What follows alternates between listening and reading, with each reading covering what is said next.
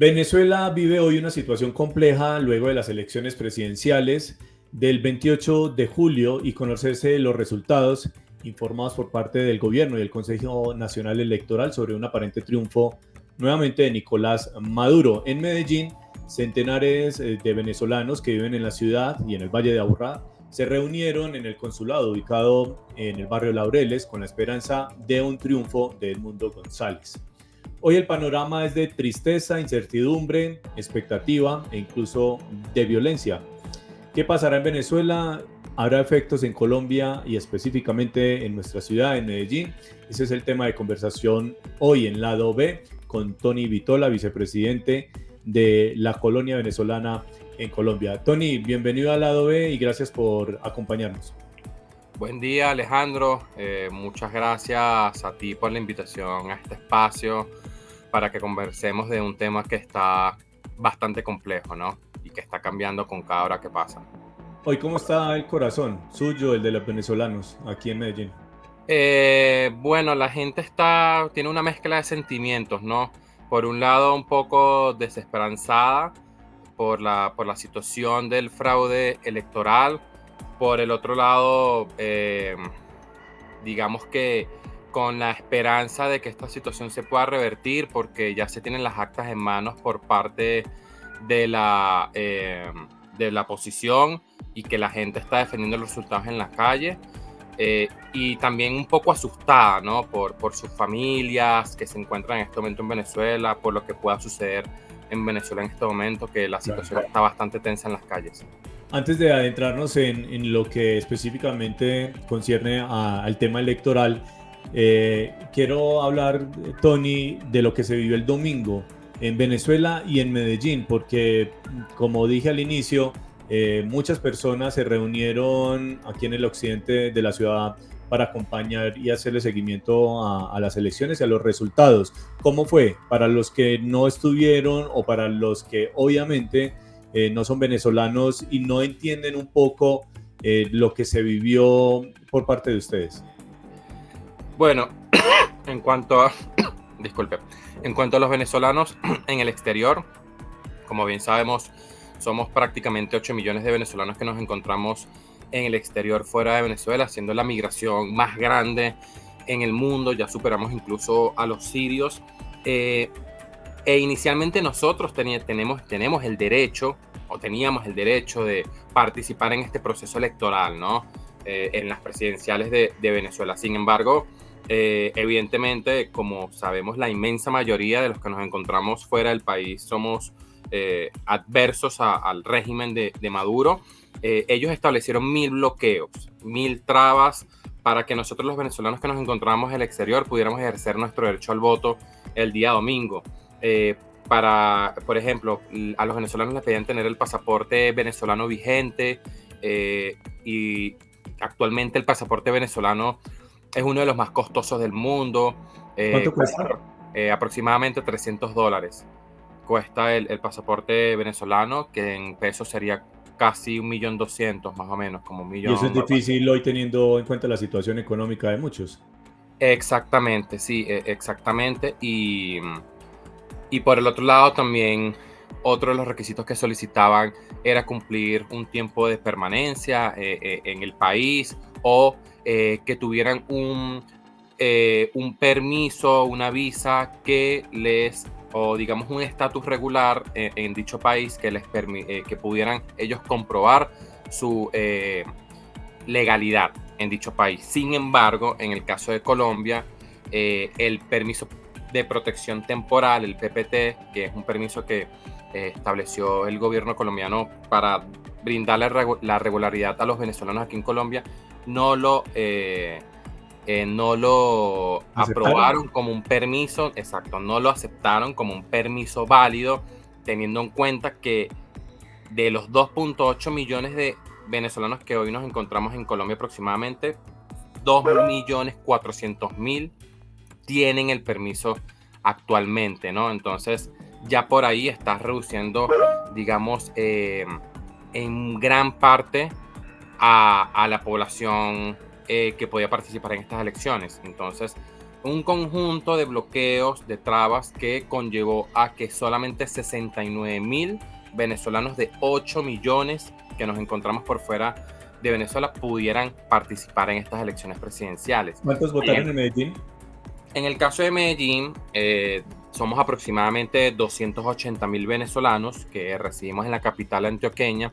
De los 280.000, solamente están inscritos para votar 497 personas, que eso representa mucho menos del 1%, como el 0,1%, algo así, 0,2%.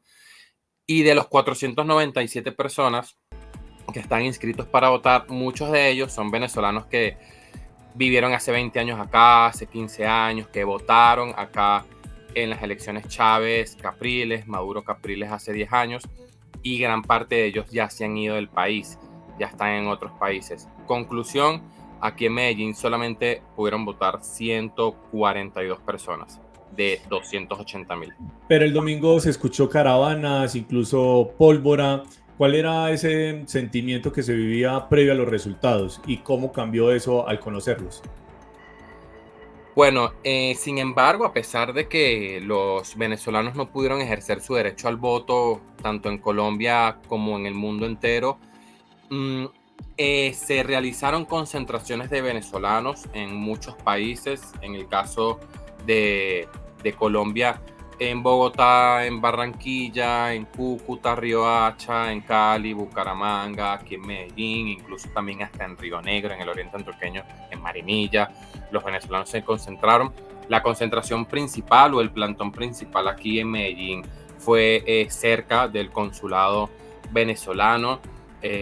Nosotros contabilizamos aproximadamente 3.000, 4.000 venezolanos, entre 3.000 y 4.000 venezolanos que se acercaron en el transcurso del día al plantón que se convocó, con las esperanzas, ¿no? La gente con las esperanzas de que este es el momento del cambio, este es el momento de que en Venezuela va a iniciar una transición democrática. Son 26 años que ya tenemos en esta situación, y los venezolanos permanecieron ahí desde las 8, 7, 8 de la mañana, y nos llegaron reportes que a las 11:30 de la noche, 12 de la noche, había un grupo de venezolanos muy grande todavía en el lugar. ¿Y cómo recibieron el resultado que se informó? Bueno, ¿Lo esperaban? evidentemente en gran parte se esperaba, ¿no? Conociendo el modus operandi del régimen en Venezuela, como ellos han actuado en las últimas elecciones, se esperaba un fraude electoral, pero por el otro lado la gente tenía la esperanza de que iba a suceder algo como en el 2015, ¿no?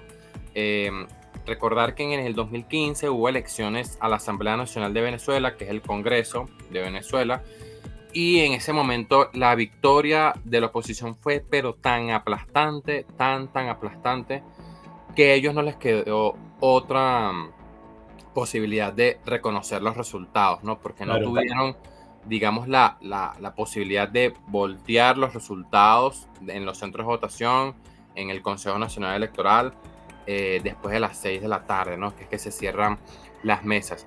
Evidentemente, posteriormente, ellos hicieron sus artimañas para desconocer la voluntad de la gente que decidió apoyar a la oposición en estas elecciones, y ellos conformaron una asamblea paralela, ¿no? Que fue la Asamblea Nacional Constituyentes, para quitarle toda credibilidad al poder legislativo en Venezuela, que estaba en manos en su mayoría por la oposición. Entonces la gente, digamos, que tenía esa esperanza que iba a suceder algo como en el 2015, pero claro, el mundo entero, los colombianos y los venezolanos vimos lo que sucedió en la noche de las elecciones con ese primer boletín, que fue totalmente un descaro, ¿no? O sea, lo que sucedió emitiendo un primer boletín que muy alejado de la realidad de lo que se vio el día de las elecciones, ellos sin contar con las actas en mano, con unas cifras que estadísticamente no tienen ningún tipo de sentido, porque si te pones a sumar los porcentajes que ellos dieron, más del 100%. 100% da como el 130%, entonces... Incluso Diosdado Cabello, mucho antes de que se diera el informe final, ya en su mensaje cantaba victoria en su expresión corporal, en lo que decía en su discurso.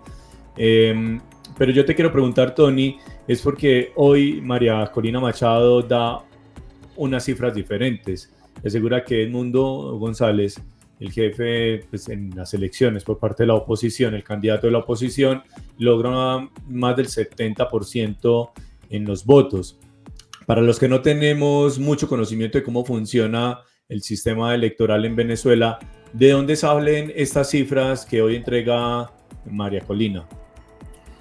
Sí, bueno, comentar que a diferencia de Colombia, que la gente ejerce el voto de forma manual, en Venezuela el voto es electrónico por medio de una máquina donde la gente se acerca a la máquina, aparece el tarjetón electoral digital con la cara de las personas, de los candidatos y el partido que lo está apoyando. Entonces la gente pulsa la cara muy similar a Estados Unidos. Que quiere apoyar. ¿Ah? Muy similar a Estados Unidos. Sí, exactamente, similar a Estados Unidos, con la diferencia de que tanto en Estados Unidos como en el caso, por ejemplo, de Colombia, nosotros vamos viendo boletín por boletín en tiempo real para ver cómo va la tendencia. En Venezuela no, en Venezuela es esperar a que el rector del Consejo Nacional Electoral salga a emitir el primer boletín, que según ellos es irreversible, entonces uno no puede ver la tendencia, no puedes ver nada, y es un poco irónico porque ellos se jactan de decir de que no, es el mejor sistema electoral del mundo, cuando pues vemos que tiene muchas deficiencias, ¿no? Ese sistema electoral. Entonces en este caso, para devolverme a tu pregunta, se van recopilando las actas de los conteos en los centros de votación, y estas actas se tienen que transmitir a una plataforma del Consejo Nacional Electoral, pero como se sabía que esta gente iba a cantar un fraude electoral, que evidentemente fue así, la oposición, en este caso el comando de campaña de María Corina Machado, a través de sus testigos electorales de la oposición en los centros de votación, ellos venían recopilando las actas para tener el soporte de cómo fue la votación real de cada centro de votación, ¿no? Que incluso en las declaraciones que dio María Corina Machado y Edmundo González el día de ayer, ellos habilitaron una página web donde las personas pueden buscar su centro de votación, cómo fue el resultado de su centro de votación, de su mesa, y evidentemente con este soporte de las actas que se tiene, que históricamente la oposición no había tenido esta posibilidad. En las elecciones anteriores, por ejemplo, Chávez, Enrique Capriles, Maduro, Enrique Capriles, la oposición sabía que, digamos, que se tergiversó las votaciones en el Consejo Nacional Electoral, pero la oposición no contaba con las actas en mano. En este caso sí, la oposición cuenta con las actas en manos, que verifica. ¿Y cómo acceden a ellas? Mejor dicho, a través de los testigos electorales de la oposición que tienen en cada una de las mesas, en cada uno de los centros de votación en los 24 estados del país. Obviamente hubo muchas arbitrariedades el día de las elecciones, como por ejemplo que el chavismo no quiso transmitir muchas actas, no quiso realizar el conteo en muchos centros de votación, o incluso escondieron las cajas, o por ejemplo que sacaron a los testigos electorales de la oposición de centros de votación. Pero bueno, ahí también parte, digamos, de la presión de la gente que en los centros de votación pudieron, digamos, en muchos centros de votación impedir que esto llegara como mayores y que sí se pudieran obtener las actas, ¿no? Y con esta información que tiene el comando de campaña de María Corina, reafirma, ¿no?, que la victoria de Edmundo González fue aplastante. O sea, ¿y qué hacer con esto? ¿Crees que esto pueda modificarse, ejercer una presión internacional, o incluso con lo que se está viviendo desde ayer en Venezuela, en Caracas y otras ciudades? Bueno, la información que nosotros manejamos es que ya el comando de María Corina Machado envió las actas a los gobiernos, a muchos gobiernos del mundo, para, digamos, como soporte, ¿no?, de que hubo un fraude electoral en Venezuela. Por eso creeríamos que en las próximas horas y en los próximos días, ya con este soporte que se le envió a los gobiernos, a muchos gobiernos del mundo, desconozco cuáles, haya más gobiernos que se pronuncien en contra del fraude electoral que están buscando imponer en Venezuela, evidentemente para una mayor presión internacional, pero creería yo que aquí los factores fundamentales que sí van a, digamos, a conllevar que sí que se reafirme o que digamos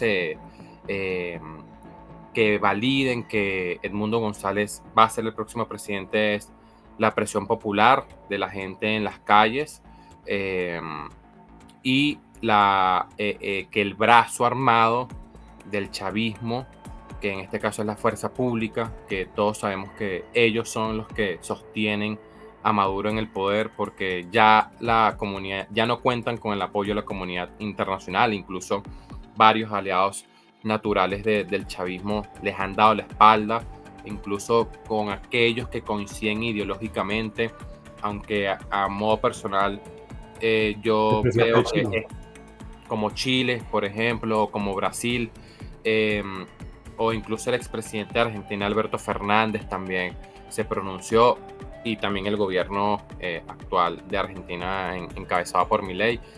Aunque este tema trasciende las ideologías, desde hace muchos años el tema en Venezuela dejó de ser un tema de ideología, es simplemente un grupo de gente corrupta, violadores de derechos humanos que están perpetuados en el poder. O sea, ya esto no tiene un trasfondo ideológico realmente.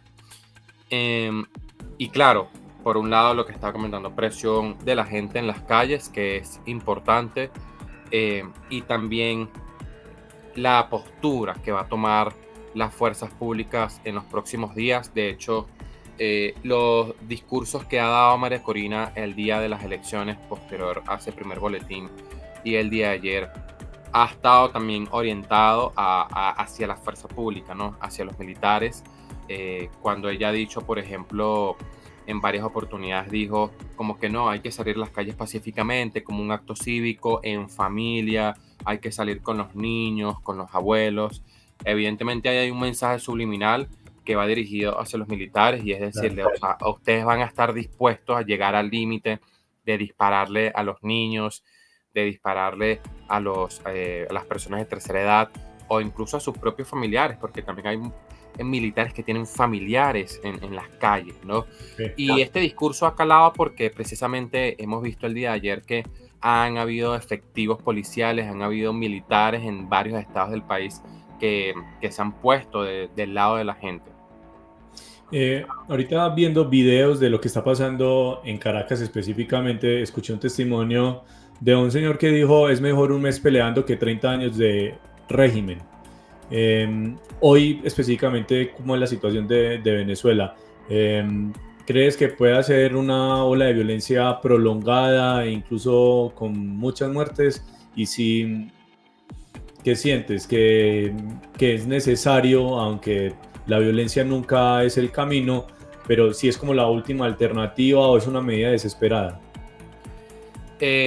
Sí, digamos que este escenario es distinto en el hecho de que quienes tomaron la iniciativa de forma espontánea de salir a las calles fue la gente sin una conducción política o sin un lineamiento por parte, en este caso, del comando de campaña de María Corina Machado, sino que ellos tomaron la iniciativa. Y también es importante destacar el hecho de que quienes toman la iniciativa son las personas, son los venezolanos de los sectores populares, de barrios, de municipios, que históricamente el chavismo era fuerte.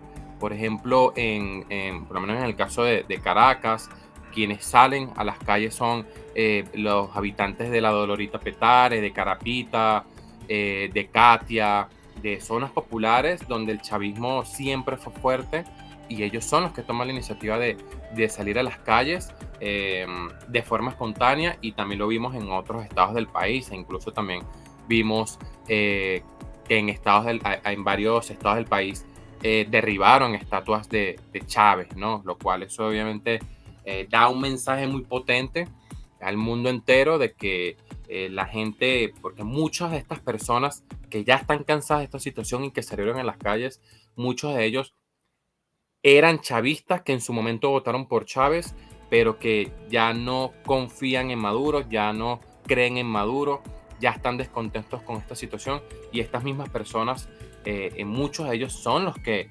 impulsan el que se derriben estas estatuas de Chávez, ¿no? Sin embargo, el mensaje siempre de la oposición y de nosotros es salir a las calles, pero de manera contundente, pero pacífica. Eh, nosotros, la lucha que han llevado los venezolanos en las calles siempre ha sido de forma pacífica.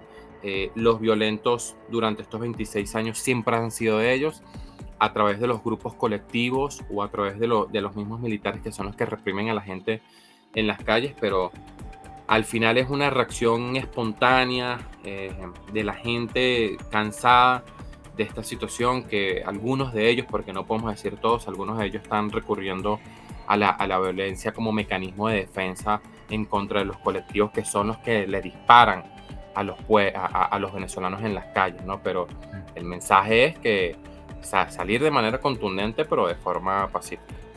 Tony, para ir cerrando esta conversación, te quería preguntar por los efectos de consolidarse o confirmarse la victoria de Maduro.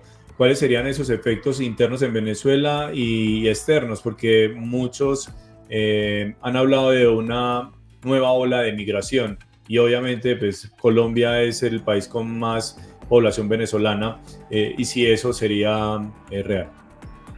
Sí, aquí estamos manejando varios escenarios, ¿no? Eh, el primer escenario, evidentemente, el que estamos buscando todos los venezolanos y el mundo entero, es que se inicie un proceso de transición, que Edmundo asuma como presidente de Venezuela e inicie, digamos, esa transición pacífica de unidad nacional que estamos esperando en Venezuela, donde se reactive la producción petrolera, donde se reactive la ganadería en Venezuela, donde se reduzca la inflación, donde disminuya el riesgo país y esto implique a que lleguen inversiones extranjeras a Venezuela para fomentar la economía, recuperar el tejido social, restituir el hilo constitucional en Venezuela, depurar los poderes públicos y para que sean autónomos, es decir, un sinfín de cosas que se tienen que hacer en Venezuela, que no se va a recuperar el país de la noche a la mañana, eso lo sabemos, van a tardar muchos años